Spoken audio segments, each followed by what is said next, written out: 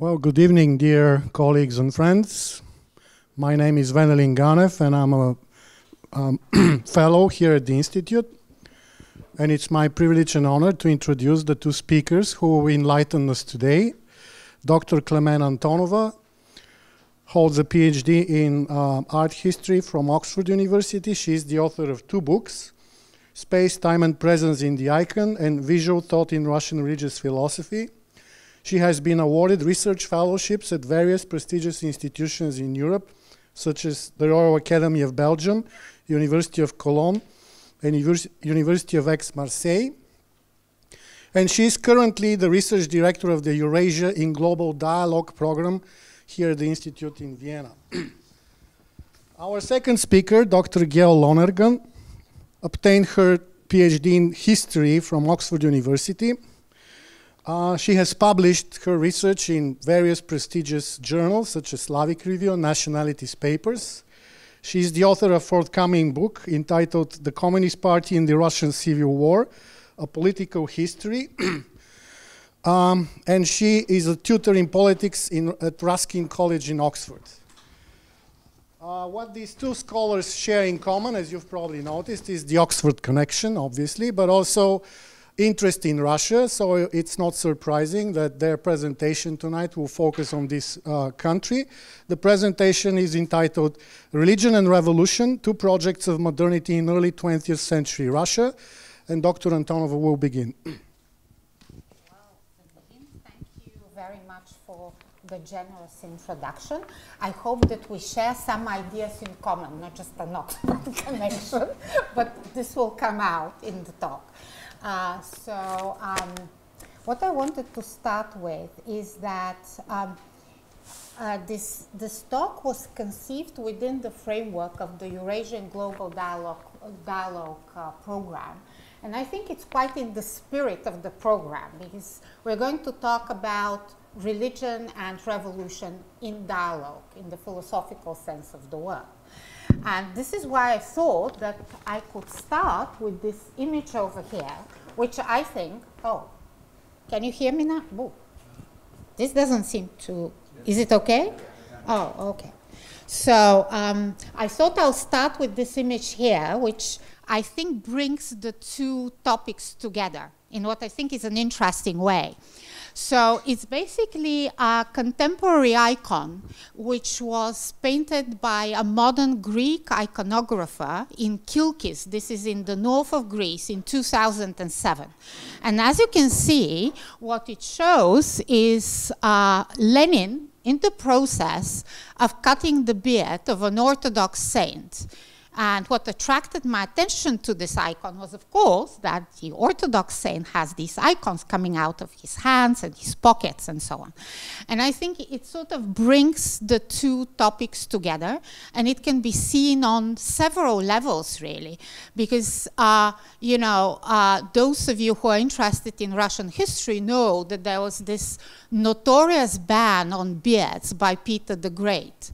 And the idea was that modernization and secularization in Russia was sort of forced from the top. And this is the way that Lenin fits into this tradition. I think it's quite interesting that when this fresco was painted, there was a huge row among the Greek clergy, and actually the iconographer was forced to paint it over, so it doesn't exist anymore.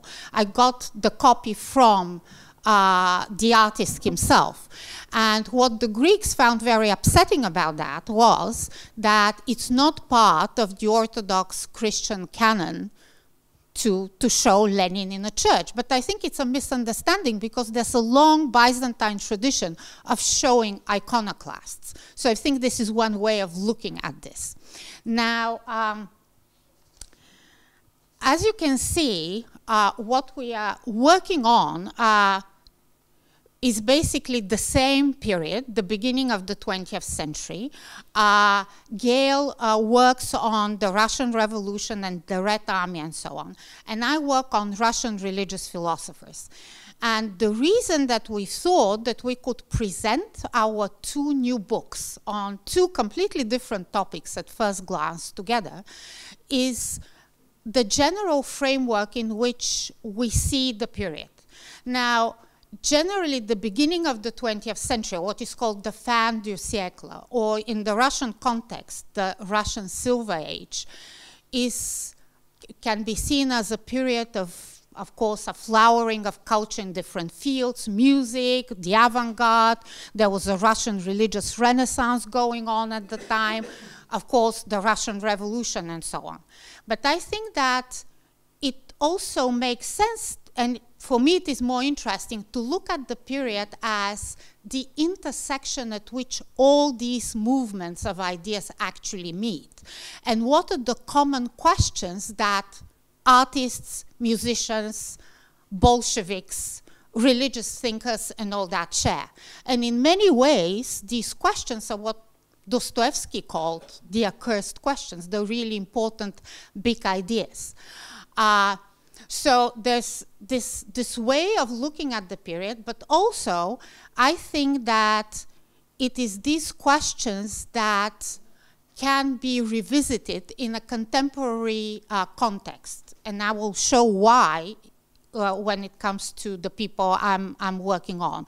Religious philosophers from the beginning of the 20th century, which I think, and this has been partly the purpose of my book, to show that they can be relevant once again within the context of debates on secularism, the role of religion in modernity, and so on. And so I wanted to give you a bit of an idea of who these people I'm working on are, because I suspect that probably not all of you would be familiar with them, because they're not necessarily mainstream figures, though some of them are, as I'm sure you'll realize. So can we show, oh, no, I can deal with that. I'm not very good with technical things, but let me see. Oh. Where am I supposed to point this thing? Oh. Okay. So basically my interest over several years has focused on a movement within Russian religious philosophy, which is called in Russian «всеединство», which I've translated as full unity. Now, the beginnings of this movement go back to the 19th century with the Slavophile thinkers in the first half of the 19th century, Kireevsky, Khomyakov, and so on. But the really big and important figure within this movement, the thinker who really set, in a way, all the big questions that the whole movement would engage with, was Vladimir Solovyov at the end of the 19th century. And this is him over there. I think he's quite an interesting figure on several levels, and I think I'll be mentioning some of the ideas that have to do with his philosophy. Now, can we move to the next slide?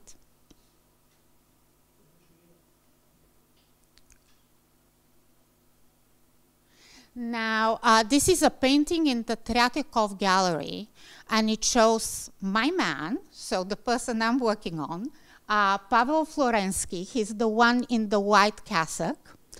You know, he may not be very sexy, but he made up by being super brilliant. So he was someone who was educated in mathematics and physics. He was a member of the world famous, at the time, Moscow School of Mathematics. Then he moved to theology. He became a priest. And once the Bolsheviks came to power, he was one of the people among his circle who weren't exiled. And the reason for that was that they realized that he could be useful as he started working on scientifically applied projects. He wrote a textbook on electricity and so on and so forth. But one of the things he was doing on the 1920s, which makes him interesting to me, is that he wrote what looks at first glance like art history, art historical texts, but I see these texts as part of his religious philosophy. And this is why my book is actually called Visual Thought in Russian Religious Philosophy, Pavel Florensky's Theory of the Icon. Now, I'll show you the book like that. I think it looks impressive like that. Not so impressive, I'm afraid, like that. It's really small. Now, in any case, the reason I'm interested in Florensky is that he is a representative of this movement of sedienstvo. So he actually tackles all the questions that are typical of the movement. But he stands out among the rest because he very often conceptualizes these religious philosophical ideas through visual categories. So he talks about perspective exactly in the sense of organizing space in the icon. The symbol exactly in terms of the visual symbol, icon, image, and so on. But this is not in order to advance knowledge in the history of art. It is a way of conceptualizing philosophical ideas. And I will come back to this a little bit later to show why I think that this was a particularly useful and constructive way about describing the main ideas within the full unity movement. Now, the person that Florensky is shown with is someone quite interesting for future developments within this movement and in a way the afterlife of the sedienstvo philosophy. Now, this over here is Sergei Bulgakov. Bulgakov actually started as a Marxist thinker. He actually wrote a book on Marxist economy at the beginning of the 20th century. And it is because of people like him, and there were several of the really important representatives of this movement in religious philosophy who came with a background in Marxism. And I think that this is not by accident. I think that there must be a reason why it was so easy to actually go from one movement to the other. Now, what makes Bulgakov also important within the movement is that he immigrated. He was sort of kicked out, and he went to Paris and he became part of a school of theology in Paris. And the school of theology was actually quite important. This is something which is very little known and almost not studied. I think it is an interesting thing, though, that the philosophy of full unity went into and was one of the sources of the Second Vatican Council, and it came through French translations. So it was basically people like Bulgakov who became quite well known among Catholic theologians in Paris, and their ideas in a French translation were then used, and Bulgakov specifically was quoted several times within these proceedings. So anyhow, these are some of the main people. You may not be familiar that much with all of those, but someone that everybody knows is Dostoevsky. Now, Dostoevsky was very close personally and intellectually to Solovyov. He was very well known as going to the university and sitting at Solovyov's lectures and so on. And a lot of the ideas of the full movement unity come out and were actually popularized by Dostoevsky. I think that it would be true to say that there's one level at which you cannot properly understand Dostoevsky's novels without being familiar with these ideas that come through this religious strand of philosophy. Now, so these are the people, some of the main people within the movement. Now, what was the motivation of coming out with this philosophy? The main idea was that just like many others at the beginning of the 20th century, the Russians also felt that they were experiencing, living through a crisis of modernity. Now, their explanation of what was the cause of this crisis of modernity is a very typical Eastern Orthodox Christian interpretation of the modern situation. Basically, they said that it is because of the false contradictions that had been established by Western philosophy that the Western world was in a state of crisis. These contradictions were very much what they see as the false oppositions of Kant's philosophy, but generally of the whole Enlightenment movement. First and foremost, the opposition between faith and reason, religious and secular reason, the opposition between immanent and transcendent, man and God, subject and object in the process of knowledge, and so on and so forth. And for example, you see how I thought it was a nice way of describing that. Kirievsky, already at the very beginning of, well, no, more like the middle of the 19th century, wrote an essay that was tellingly called On the Nature of European Culture and Its Relationship to Russian Culture. And he basically says that Western culture and Western philosophy can be symbolized by the twin towers of a Gothic cathedral. It is based on oppositions. And it basically disconnects reason from all the other faculties of the human spirit. And so you have all these people coming out of this movement, engaging with what they saw as a real problem lying at the heart of Western modernity.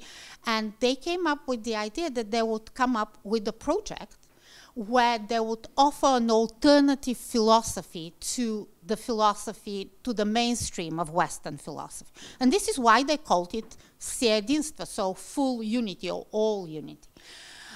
So in a way, probably something which would be, let me just see something. I don't want to take too much time. Oh, okay.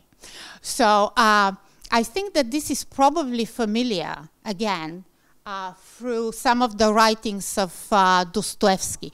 You know, when there's this very famous speech, the Pushkin speech by Dostoevsky, where he talks about the Russian man being a все человек, a complete man, and how the role and the mission of Russia was to, let me just quote. I don't think you can do better than Dostoevsky, so, you know, that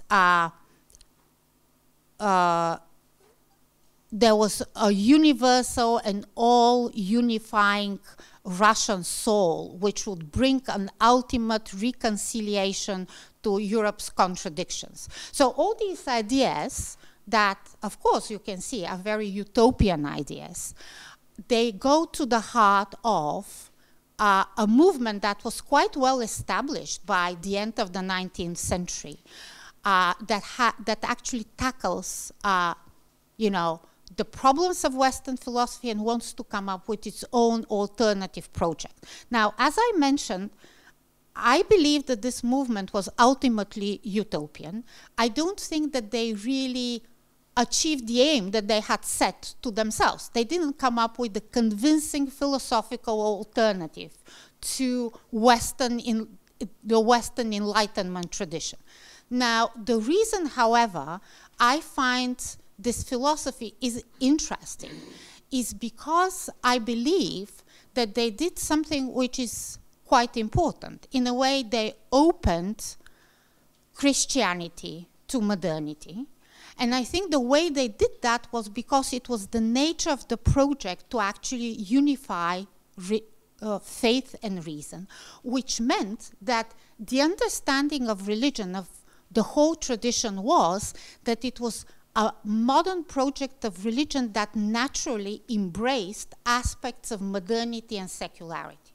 So this is why you see a lot of these figures within this movement, and Florensky probably is stands out among all the others, writing about religion by going to theories of mathematics, talking about physics and so on.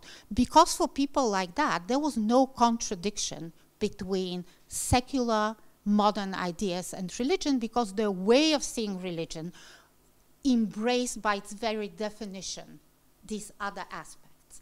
And I think that this can be used in several ways, which I think can be quite constructive in contemporary discussions on secularism. And I'm going to suggest two different ways in which these ideas can be developed.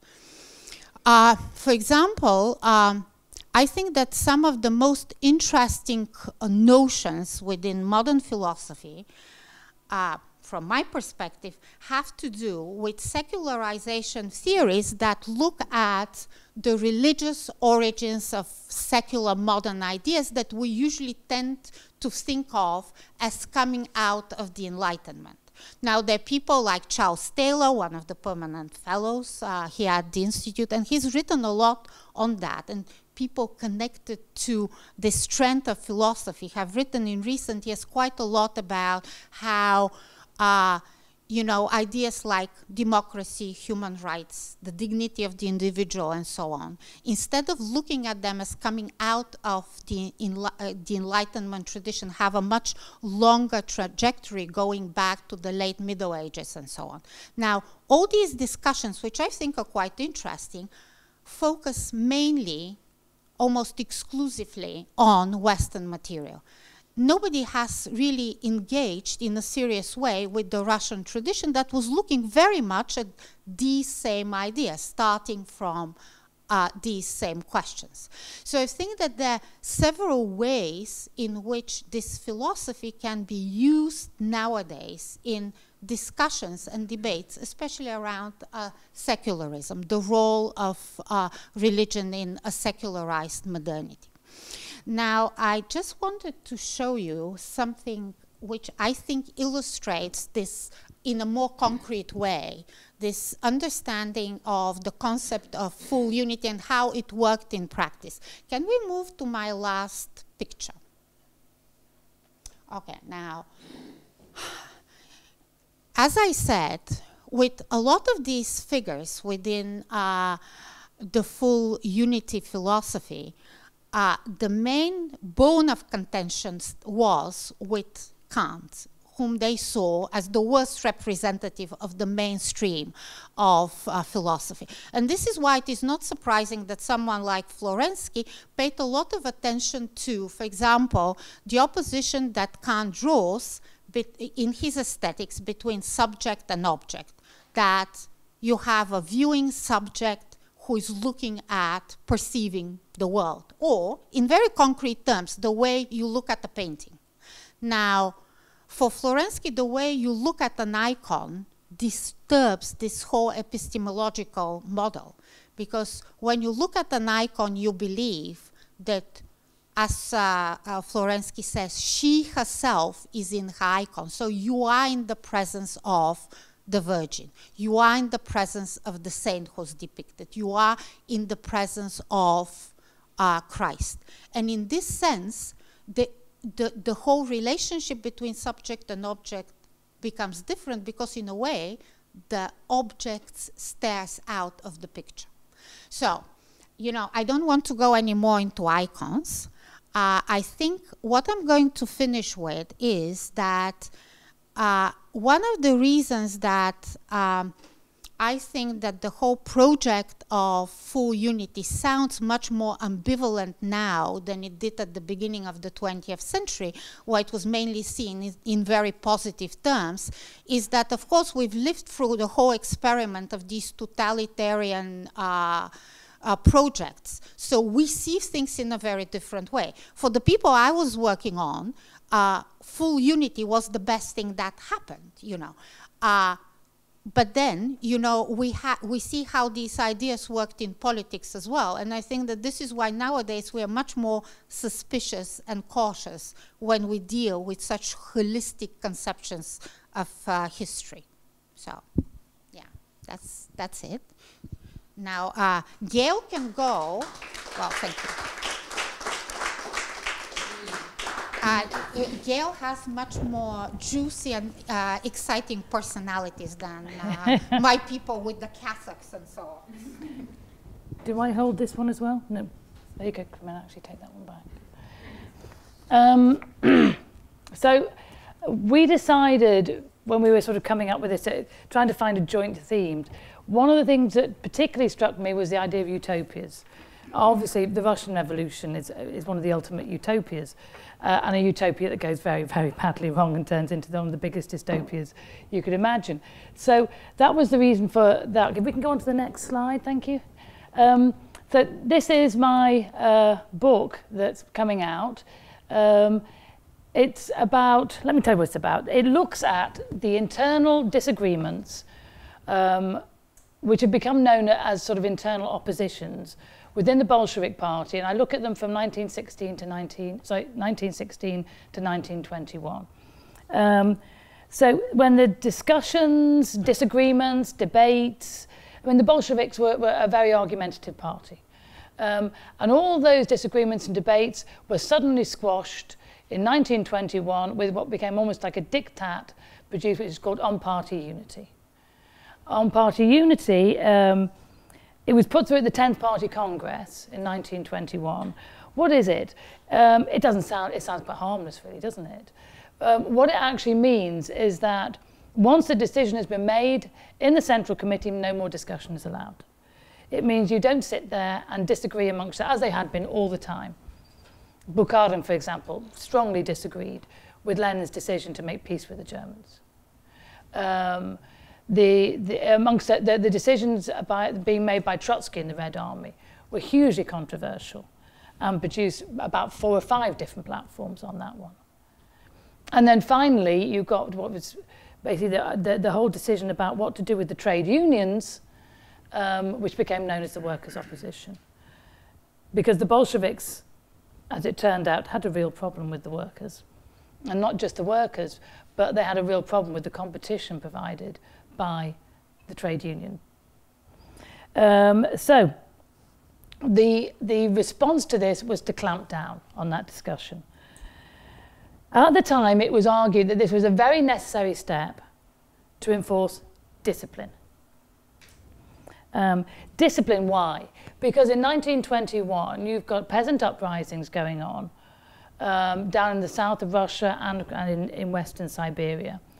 You've had the Kronstadt sailors, the Kronstadt fleet, in mutiny, which at just the beginning of the Congress, and people actually left, delegates left the Congress, went to Petersburg, and then actually they went across the ice, and there was a battle on the ice, basically, to take on the Kronstadt fleet. As the conditions were such that the Kronstadt fleet, who had been one of the biggest supporters of the revolution, the Bolshevik Revolution, now turned against the revolution. So it was seen that now was the time to crack down. Now is not the time to have your committees and discuss these ideas and have disagreements. Now it's discipline that's required. And it was argued this is a necessary temporary step. But like so many things that came from the Civil War period, temporary turned into permanent. And so this became the way the party ran its business. Now, with the resolution on party unity, what is interesting is now how the language changes. Because all disagreements and disputes, which were given all different kinds of names, like raznoglasия and all this kind of ideas, sort of differences of opinion, now got one name. It's called opposition. So from within your own party, you get opposition. Not disagreement, not disputes, not arguments, opposition. And with this, the whole game changed. So the previous disputes of 1919 to 1921, so, as I said, regarding the place of the military in relation to the party, that became known as the military opposition. Wasn't at the time, but then becomes known as the military opposition. Then the place of the unions in relation to the party. So all these other institutions or parts of society that in some ways present competition to what became known as the Communist Party and its rule of government, all now become known as opposition. So my book traces how these internal debate was squashed and then eventually banned. Now, of course, it takes much longer than 1921 to do that, but I look at this particular period, and that's what I'm going to come on to, because as when Clemena and I were trying to find a common theme, I could see that utopia and unity were clear features of the movements of the time, in both revolutionary and in a religious sense. And then if we go to utopia, I sat there thinking to myself, where does this utopia idea come from? And I thought, it seems to be very much amongst the historiography of sort of Western historians, when we look at the early interpretation of the opposition platforms within the Bolshevik Party, in its first days and its first years. Like I say, I go back to 1916, before the revolution. And it's seen as a utopian movement within the party, these opposition movements, trying to get the party back to its glory days, trying to take the party back to its original, more collegial orientation. This kind of glorified idea of what the party was before 1921, or before 1917 even. And so it's always portrayed, for example, in the likes of Robert Daniels's work, The Conscience of the Revolution. It was a valiant attempt to maintain the true ideology of the golden age, but it was also a fruitless struggle against an increasingly authoritarian trend that was Lenin's government. Now, for the Bolsheviks, this utopia was very short-lived. And the unity here, if you look it up, unity, jedinstvo, means that basically you bring together differing strands and you reconcile them. You reconcile differing ideas and approaches. But for the Bolsheviks, the end of this utopia with on-party unity doesn't mean that you reconcile differing ideas. What unity now means for the Bolsheviks is discipline. It meant not breaking ranks. It meant unquestioning loyalty once that decision was made up top. It meant secrecy for discussions. And its antonym becomes opposition. Splitters, factionless. So I started thinking to myself, why does Western historiography always take this idea of this kind of golden age, this utopia, which I don't necessarily see amongst Russian historians? I could be wrong, please contradict me on that one. But Western historiographers also see this, these early sort of movements, early disagreements within the party, as the forerunners to the struggle that goes on between Trotsky and Stalin in the 1920s. This view tends to portray Trotsky as the inheritor. It can be Bukharin as well, but Trotsky as the inheritor of the ideologically pure strand of Bolshevism. Stalin is the heir to the corrupted policies of Lenin. So that's the utopia. That's Trotsky, later Bukharin, are the ousted leaders of what should have been the promised utopia. Now, as I say, the main protagonists of this school, you usually come across these ones, Robert Daniels, Lenin Shapiro, etc., from that sort of Cold War period. And so it doesn't seem to matter whether you're left or right or whatever. It's the view can either represent their own desires for the revolution, I suspect, rather than a realistic interpretation of these inter-party disagreements. A desire to have a potentially much better outcome than, of course, what actually really happened. It's well known, of course, that Cohen's book on Bukharin was much thumbed by Gorbachev, a belief that somehow there was a way of getting somewhere it went wrong.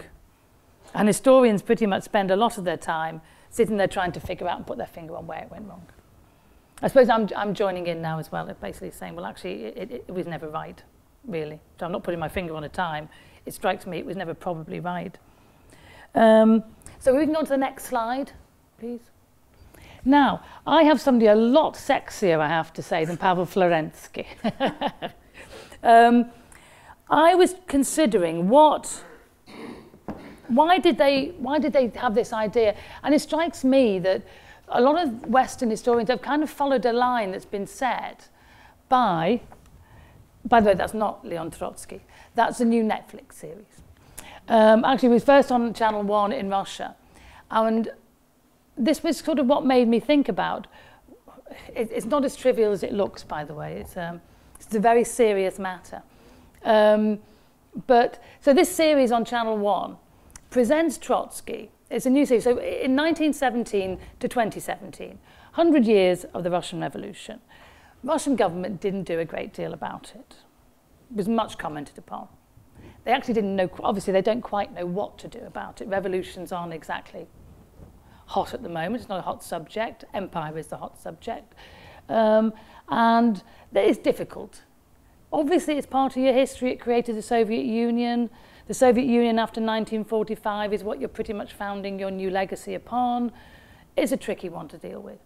But Channel 1 came up with this, Trotsky. I mean, it doesn't get, I mean, sexy. He was everything. It was like Trotsky, the rock star years. You see him hanging out of his train, you know, etc. Women were just throwing themselves at him. I mean, who wouldn't have been a revolutionary in those days, quite frankly?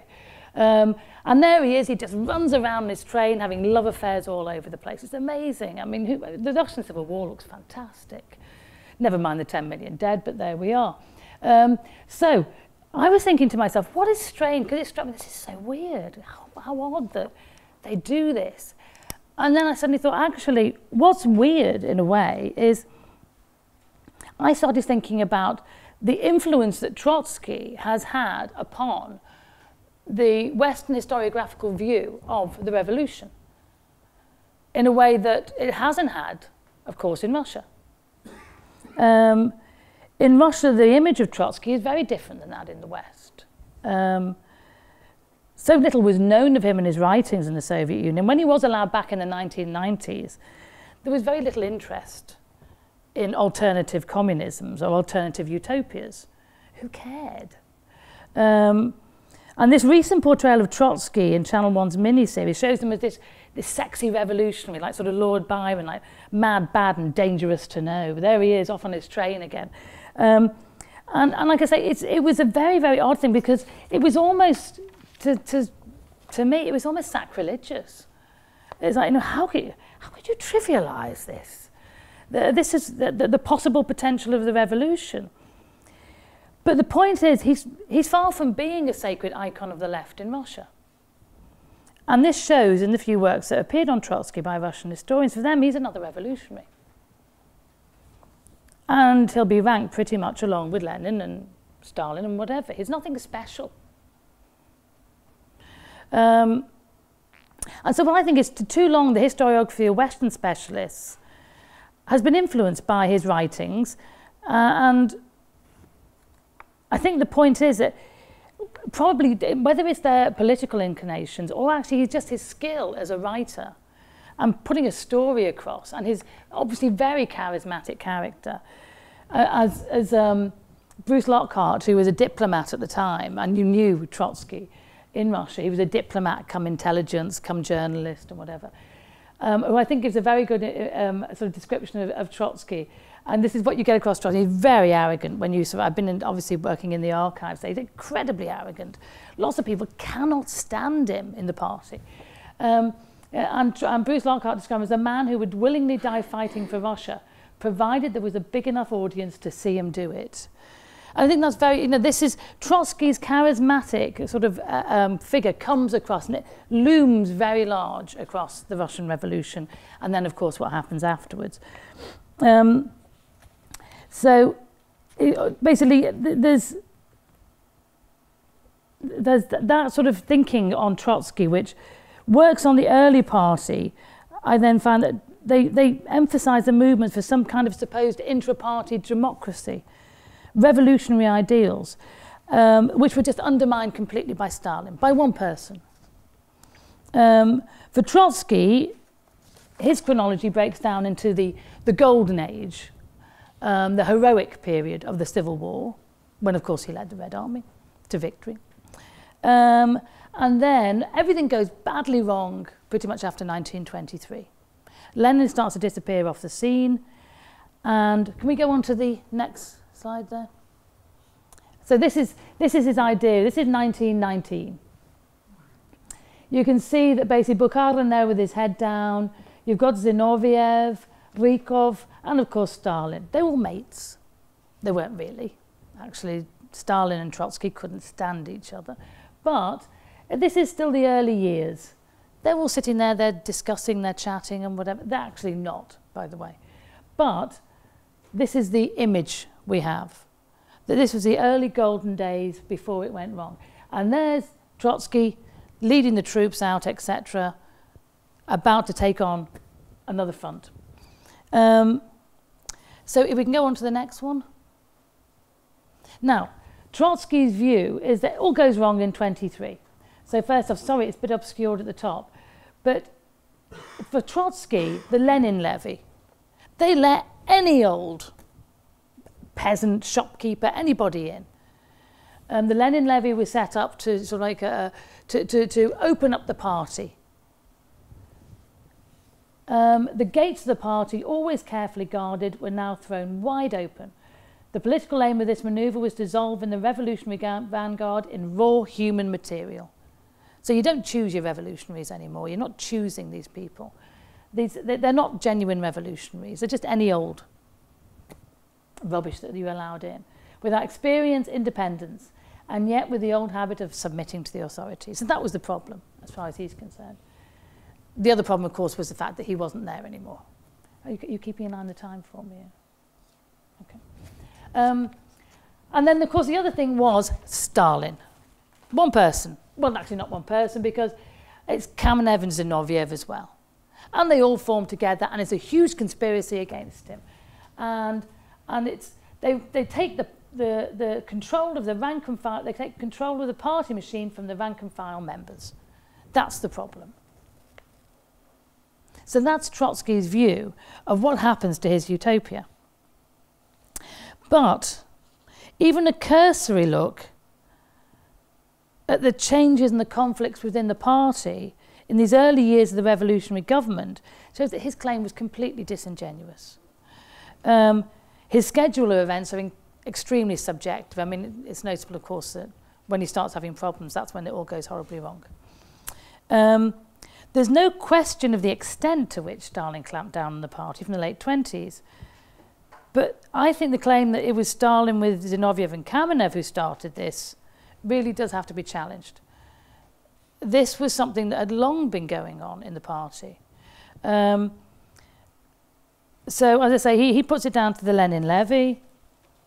Well, when I looked at the party recruitment from 1919, what you see is that from between 1919 and 1921, there's barely a worker, well, there's hardly any workers in the party by then. They've been completely swamped. And who have they been swamped by? They've been swamped by peasants who were conscripted into the Red Army and then can jump straight in and jump straight into party membership. So these people, I mean, because one of the problems in the Civil War is how can you guarantee loyalty? There is no loyalty in the Civil War. So the one way that it felt you could do it was by taking on people who had fought for the party. Now that was nice when you had a Red Army that were volunteers, trade union volunteers who had gone out, joined a militia and then went straight off to the front. That's nice, that's great, you can guarantee their loyalty. But what's forgotten is that you couldn't get those volunteers. You simply couldn't get the numbers. So what actually happens with the Red Army, and there's always a cognitive dissonance about this. Trotsky keeps giving his theses on the military, where he talks about the sort of the militias that are going to be formed and they'll be based around factories and workers and whatever. The reality was that you more often than not ended up having to have front recruitments, which means that you literally recruit the peasants from the front, and then if you keep going forward, they disappear. So what you actually have is you have a large peasant army fighting for you. Both sides had it. That's all you can get in Russia.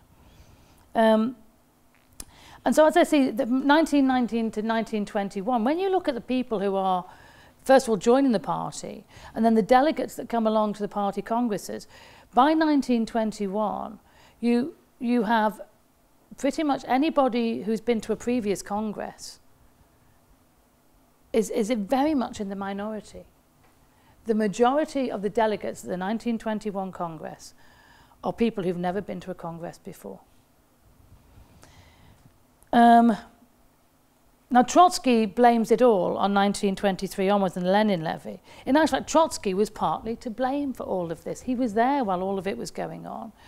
He ran the Red Army, he recruited the peasants, he went on and then basically encouraged the recruitment of these peasants then on into the party. So in the conditions of civil war, loyalty was a quality highly prized.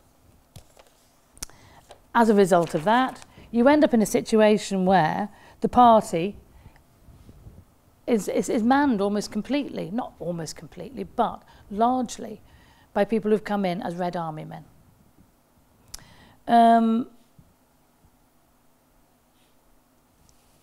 As we see, by the time comes the crisis of 1921, it's this membership that overwhelmingly supported the suppression of internal disagreements. It's this membership that overwhelmingly votes for the suppression of discussion in the resolution on party unity. So it was the loyalty of these soldiers recruited into the party in 1919 and 1920 that throughout the party ensured a very firm support for this decision. It's not some conspiracy. This was done by the party membership. Another part of maintaining the idea the Civil War is a heroic period is his portrayal of Stalin in this period. If we can go on to the next one. He portrays, so Trotsky's portrayal of Stalin, and even Isaac Deutscher, who is basically, of course, Trotsky's most famous biographer, that he portrays Stalin too much as villain ex machina, and he views him still as he had viewed him years earlier, as too insignificant to be his antagonist, let alone to dominate the stage of the Soviet state and of international communism for full 3 decades. You know, it's like there was all those sort of slurs about Stalin in the early years, about Comrade Paperclip, the Great Grey Blur, whatever. All those ones have sort of lived on in the historiography that we have. And then suddenly he appears out of nowhere, somewhere in about 1924, as if he wasn't there before. There's obviously new biographies coming out now that are giving much more about Stalin's earlier life. The reality was Stalin was a linchpin of the whole revolutionary movement. As I go into the archives. And also what comes across is not only is Trotsky being disingenuous when he puts this across, I think in actual fact he's doing it for his own purposes, whether it's his ego or whatever. But as I went through Trotsky's papers, he's dealing continuously with Stalin. Everything, so much he's doing, Stalin sent here, Stalin sent there, he's a troubleshooter in the Civil War. He's also insubordinate. Let's have a look there, to give me an example. So the documents in the archive from late 18 to early 20, Trotsky is having to deal a lot with Stalin's postings, his appointments, his general uses to go down with food supply brigades, etc., down south to get grain off the peasants and whatever. So it's actually, is it disingenuous, or in actual fact, is it Trotsky reinventing? I mean, obviously, Stalin's idea of himself in what became Stalingrad, I always forget the name of it, Volgograd, etc., the Red Verdun and all this business. But that's not really been what's left in the histories here. Stalin's always ignored in the early point. So it's clear when you go through the archives that Stalin already, by 1919, with the military opposition, had set himself up in opposition to Trotsky. This is not something that just happens in the 1920s. Long before he joined in with Zinoviev and Kamenev. In the chapter that I have in the book on the military opposition, I outlined the first really serious conflict between these two men. And from the correspondence in the archives, it's clear that from 1919 onwards, Stalin, in order to avoid direct contact with Trotsky, always spoke directly with Lenin. So Stalin goes on to make decisions that are actually military decisions, but basically then directs them to Lenin. And Lenin, in a way, to try and keep these two men on side, literally sort of just passes them on to Trotsky. And then when Trotsky replies directly to Stalin, which of course Stalin doesn't take any notice of, Trotsky then has to go back via Lenin. So that's how it's being done. So it's been done either by Lenin or via Sverdlov. Sverdlov comes in on a couple of occasions to actually try and manipulate the situation somewhat.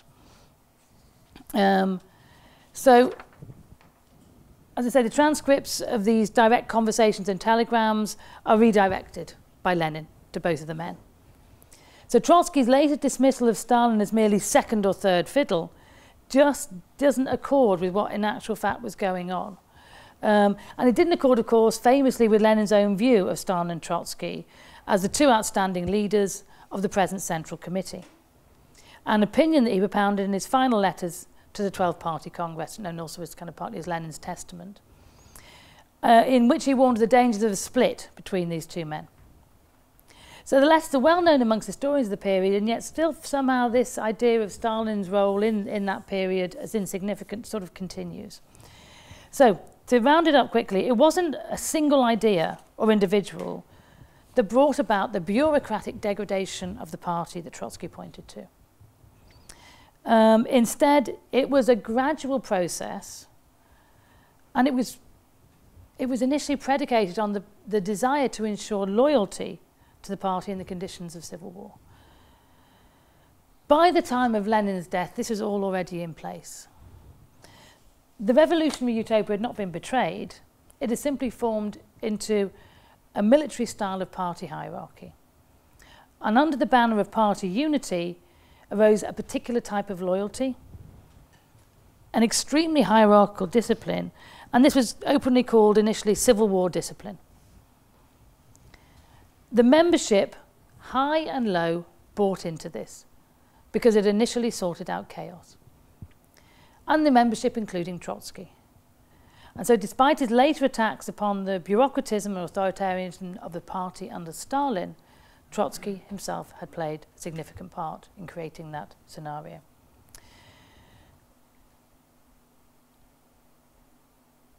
Have I got a couple more minutes? Or am I finished? What you say? 2 minutes, okay.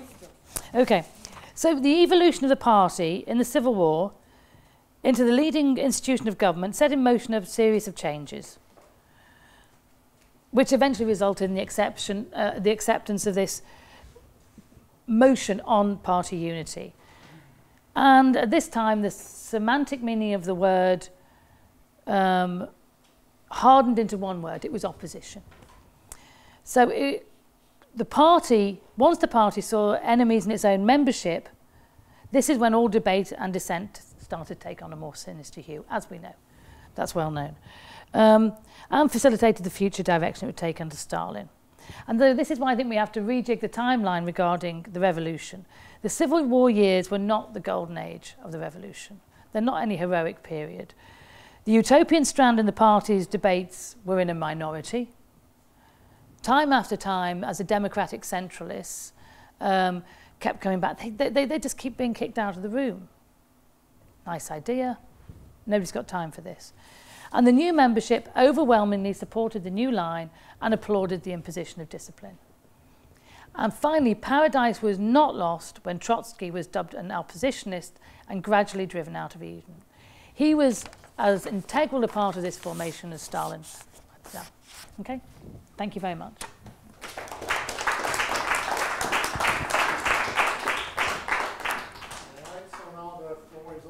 Questions, please introduce yourself and ask a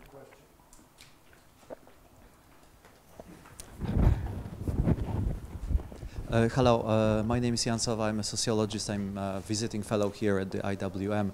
I have some questions to both of our great speakers regarding religious thinkers in early 20th century Russia and the secular, post-secular question.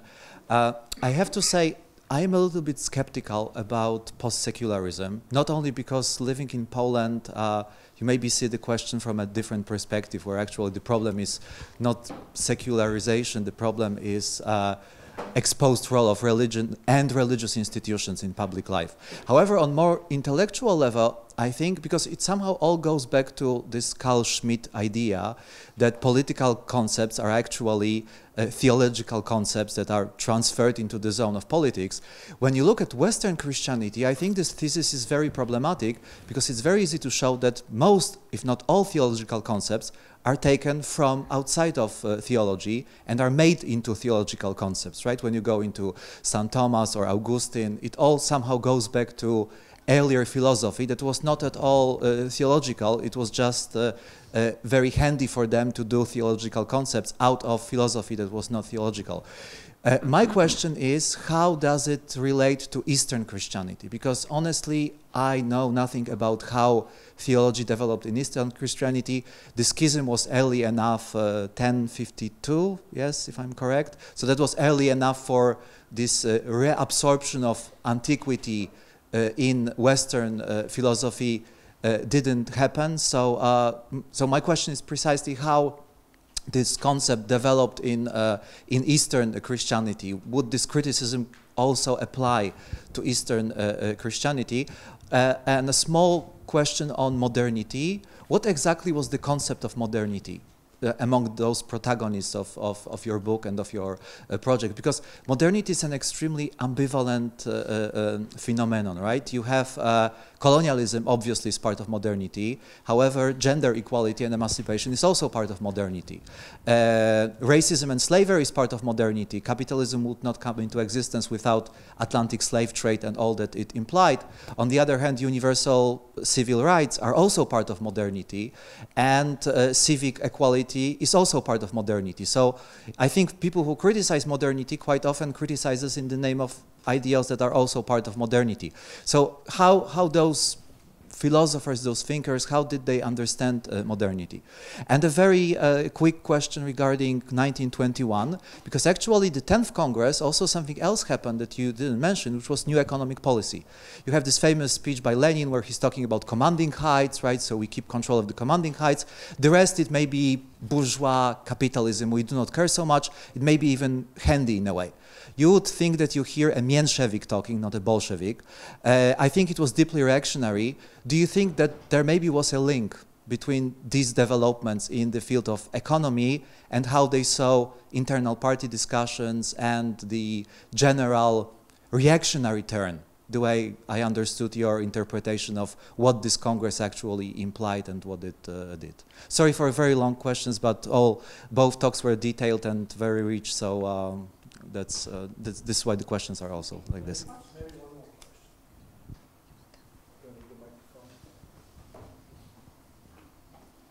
Thank you. Thanks very much, both. That's really terrific and plunging us back into many areas that some of us looked at when we were studying and doing other things.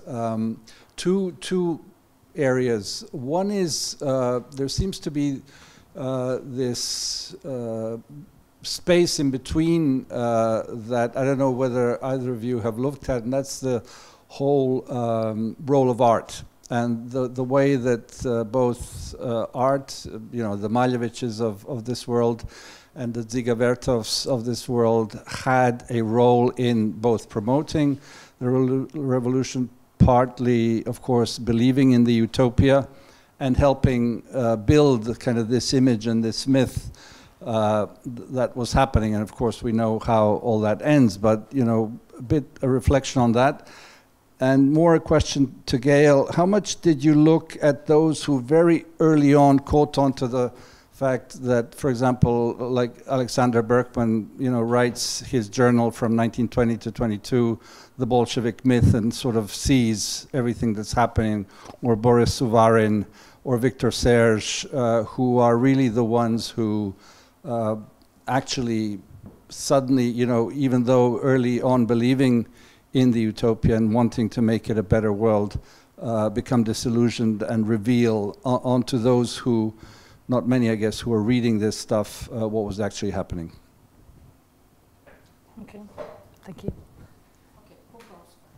I don't mind. Do you want to answer the gentleman's question on Eastern Christianity, as I get a bit stuck? I thought that these were great questions. Now, I think there's several things about, for example, when you said about Eastern Orthodox Christianity and how it's similar or different to, you know, Protestantism, Catholicism, and all that. I think that what is interesting here is that while in Latin Christianity you have the Renaissance, you have the Enlightenment, in the whole Russian tradition you don't have these ruptures. And I think in this sense it is different because there is a continuity through the whole process, and there is no sense that you are fighting back against something unless it is fighting back against the West, because within your own tradition, you didn't have these big secularization moments.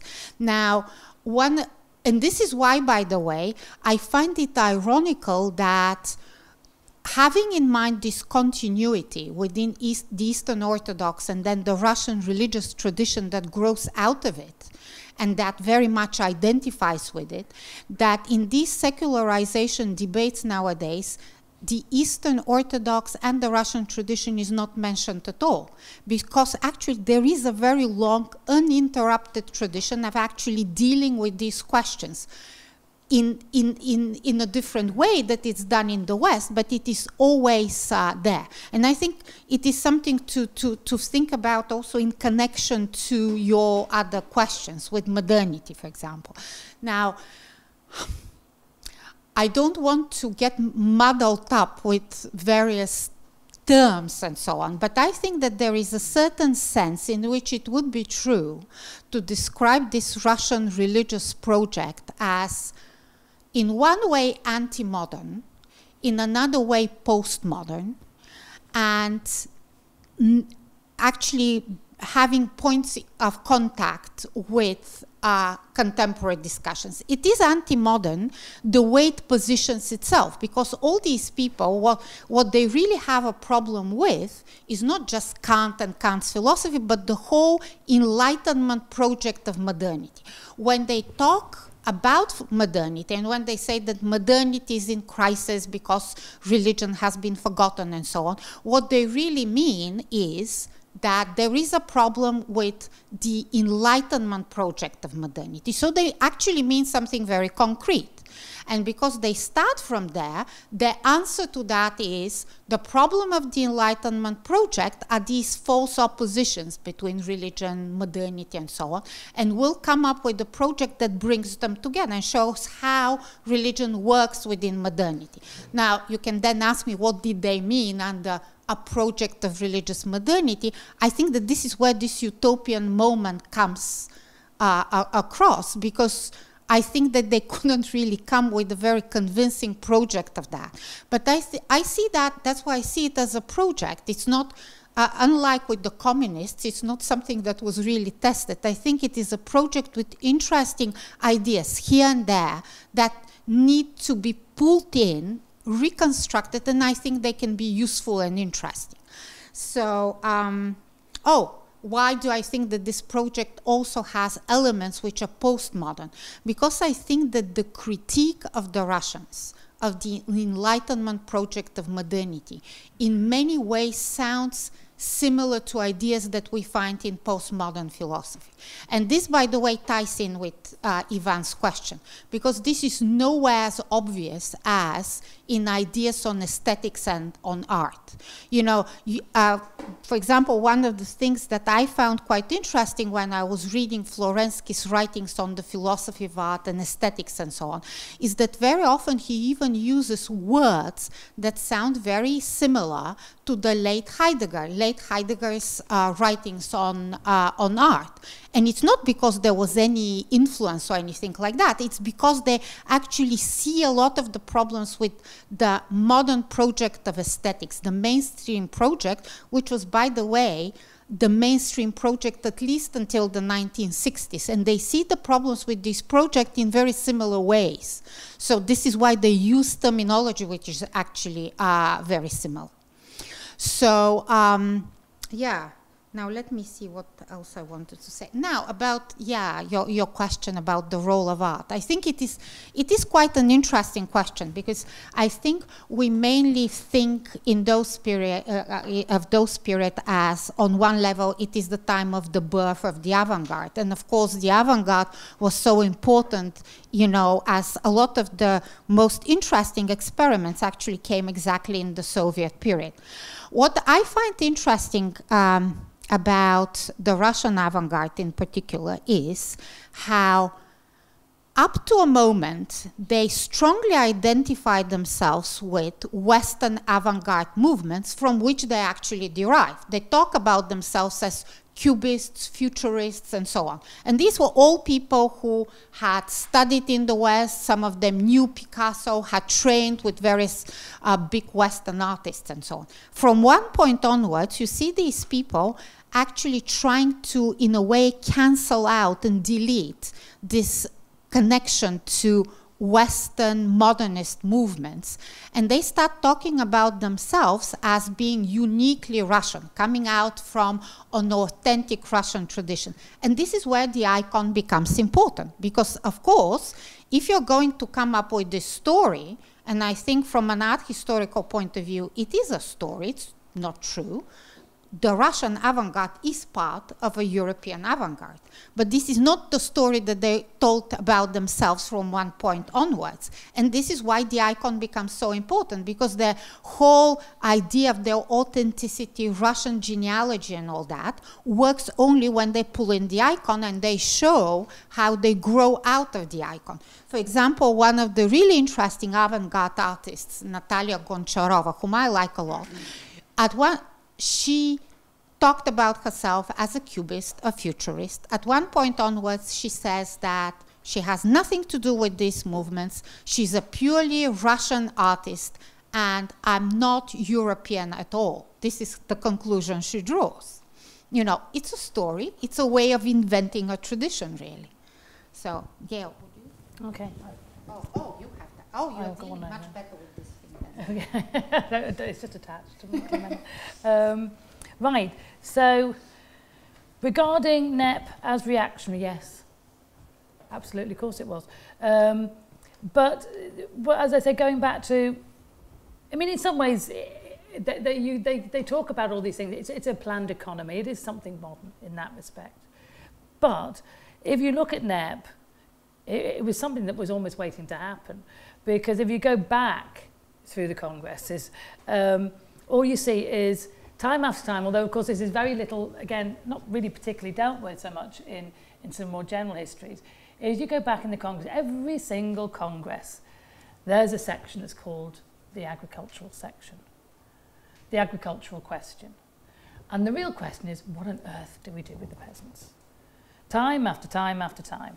And then the point is, they have absolutely no clue about the peasantry, and they don't really know quite how to fit them into their policies either. So they start off with, so they have this theory, of course, which was stolen straight from the socialist revolutionaries, their sort of classifications of the peasantry. And so their supporters, of course, are going to be the poor peasants, the bedniaks. That goes so horribly wrong. They can't get any grain in the end of it out of the peasantry, because this is really what it's about. They can't get any food stuff to actually supply the Red Army. So they have to go back and have a reclassification again, and have to have another rethink. By 1919, bedniaks go out. They're still our friends, of course, and our supporters, but now we're going to make friends with the middle peasants. And so there's that new policy now, which then comes through. By the time it gets to 1921, the reality is it's any peasant. It's absolutely any peasant. And let's see what we can get out of them. And so there might be the policy, there might be the theory. The fact is they reclassify them according to exactly what they require. Is it reactionary? It could be reactionary, yes. But as I say, there's always, as you're going through the speeches, there's always a strong sense of a huge cognitive dissonance between this theory that's going on and then the reality of which, of course, they're having to deal with on the ground, which is in actual fact you have to supply a very large army. And how on earth are you going to do it? And then, of course, at the same time, you've got people starving. Cholera is coming through. Typhus is coming through. How do we sort this out? And so, yes, it is reactionary. But at the same time, it becomes a big policy. Regarding art, I think Clemena answered pretty much. Regarding the other writers, of course, Boris Souvarin, Victor Serge, etc., I mean, of course they do. In actual fact, I was initially triggered to start looking at this years ago when it was my former supervisor at Cambridge, whose father, her name is Anna Abalafia, her father's name's a Menshevik, who completely escapes me now. And we were talking one day, and she was talking about her father, and she was saying that what was most shocking, not father, grandfather, sorry. What was most shocking, what he said was most shocking, was how quickly the Bolsheviks had turned. There's a sense that somehow or other that people were allowed to stay around for a long time. It was actually the socialist revolutionaries that got everybody into trouble. No. How quickly they turned, and how quickly they started making everybody into an opposition. And so that's obviously been on my mind for a long time. And I suppose that, yes, those other writers, of course, do tell you about that as well. There's a lot of literature out there that will tell you about this. It just always struck me that I mean, I suppose there hasn't been much, I shouldn't say that, but sort of the turn in history has sort of gone rather against writing political histories anyway. So there's probably not really been many people who've been digging in archives or looking at congresses for quite a while. But it's just struck me that there's still this idea that there's kind of sort of stuck back somewhere in the Cold War, that somehow there was this, it all went wrong in about 1924. And when you look, you think, no, it's seriously wrong from much earlier on. Yeah. Okay, another round of questions. Is there a micro? Okay. Thank you. Let's say I was maybe misled by the title of these presentations because I expected to some extent that we would not hear completely two disjoined presentations, but something about the relationship between religion and revolution in those years, how they interacted. To my knowledge, it is very clear that religion was harshly and in a bloody way persecuted. There's no doubt about it. The question is maybe, a little question, was there a difference between Trotsky and Stalin concerning the religion and persecution of religion? Maybe this is one concrete question. The second point is that when you mentioned some religious thinkers, you didn't mention some of them who are maybe even more important, like Berdyaev, Ilyin, and so on, and who have been changing their positions during their lifetime, sometimes from Marxism to mysticism and so on. And they were sent out, to my knowledge, also by the philosophy ship, and they ended up in Paris, so they had a very good, let's say, end, because many others have been killed. Now, why I'm asking this question? Because these thinkers have become extremely topical recently after the pact between Putin's dictatorship and Russian Orthodox Church. Of course, we cannot go, I don't expect to get an answer about the relationship between Russian Orthodox Church and the government during the last 100 years, although it would be very interesting. But I'm asking the question, because the chief ideologist of Putin's Russia today is a philosopher Dugin, who is all the time and again referring exactly to Berdyaev, to Ilyin, and so on. So maybe you could just make some remarks about how this a relationship developed during time, and especially what was the relationship during the golden age of the revolution, for which I would like to have also an explanation. What and why golden? Thank you. Okay. The second, the first, the most strongest part, Communist Party was the Russian Party in the 20s. The second strongest was the German Communist Party. Do you have worked on that, the differences and all that? Because they have no Orthodox background. They have a Protestant background, the Germans. Don't they? They have you have a German Protestant background. Yeah. Can I? Okay. First of all, I'll address your questions. Now, the first was a critical comment, and I have nothing to say about that. I'm sorry if you were disappointed. I'm just saying that your first comment was more like a comment than a question, and I have nothing to say about that. I'm sorry you were disappointed in your expectations. Now, for your second question, I'm fully aware that in the West, probably the best known Russian religious philosopher is Berdyaev. But Berdyaev was not part of the Vsedinstvo movement. He actually was quite strongly opposed to them for various reasons. He did write in very interesting ways about representatives of this movement, but he himself was not part of the movement.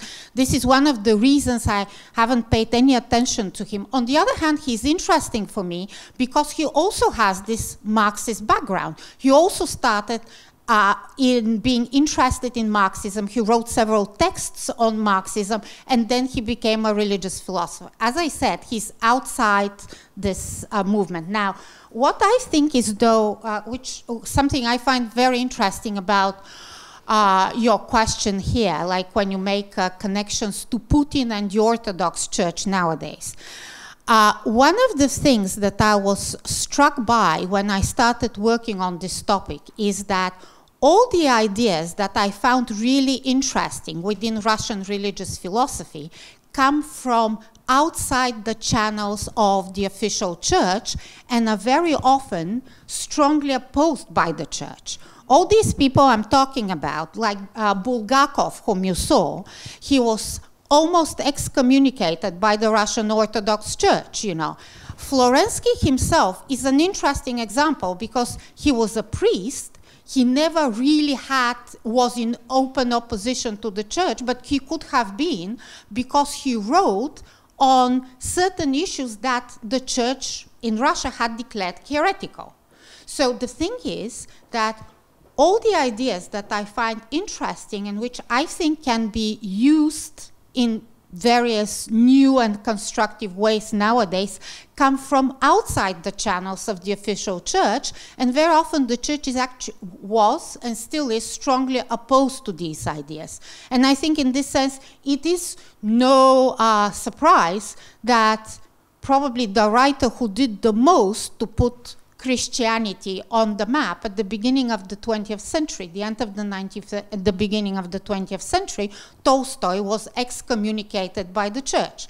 So in this sense, I don't see the tradition of the Russian church as being intellectually interesting for my purposes. What actually strikes me is to what an extent they hold these very conservative positions, intellectually not interesting in any way, and to what an extent they're completely actually outside these ideas that are religious philosophical ideas that I'm dealing with.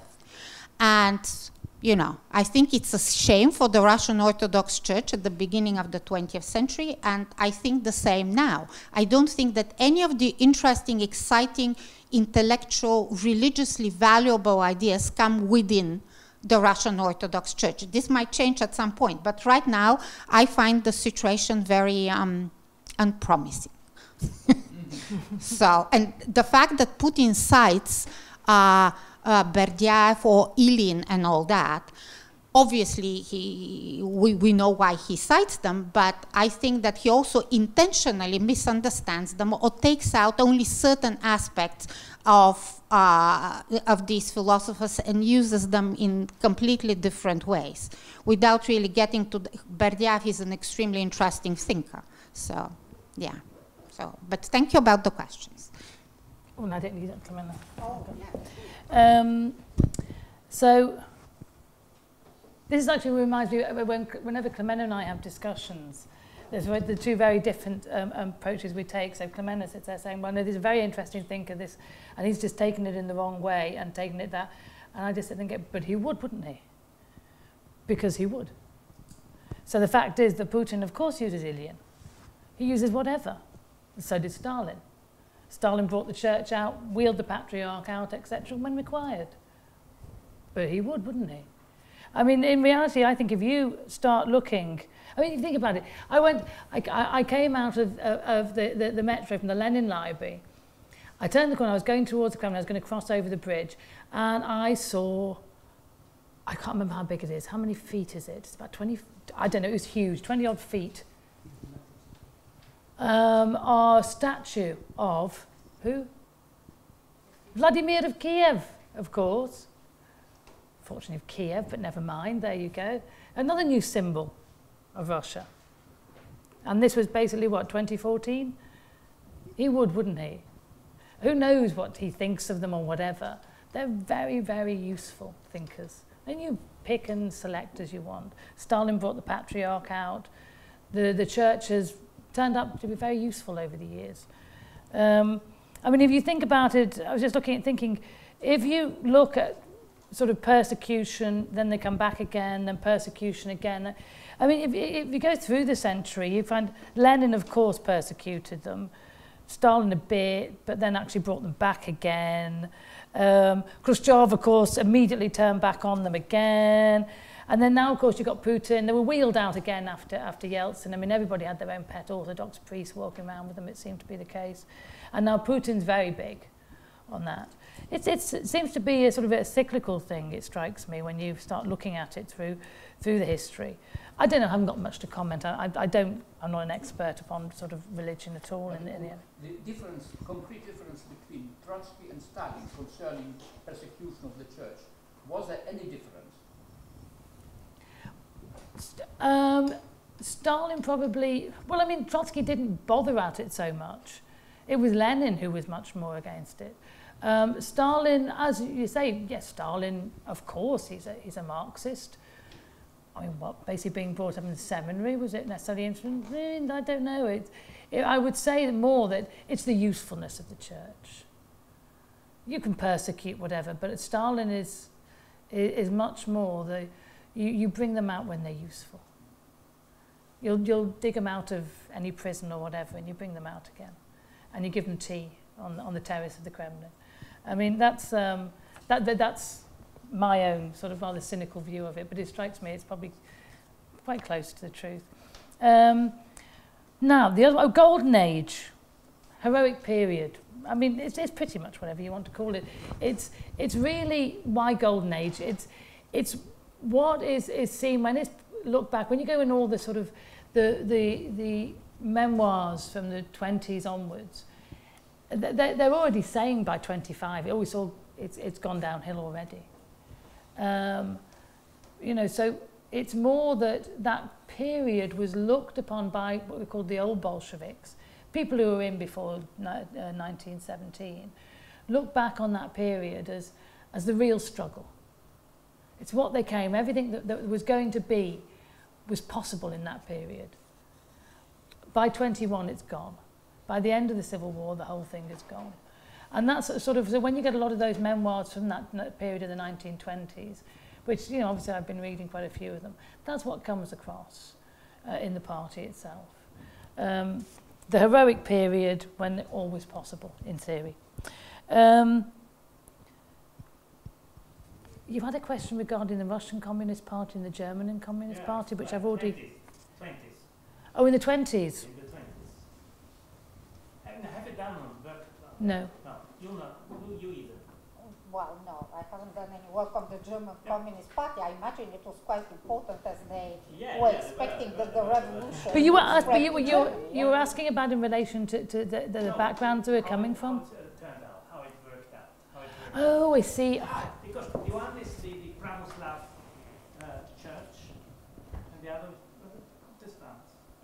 Not very much to do with enlightenment, all that. But nevertheless, the second Communist Party.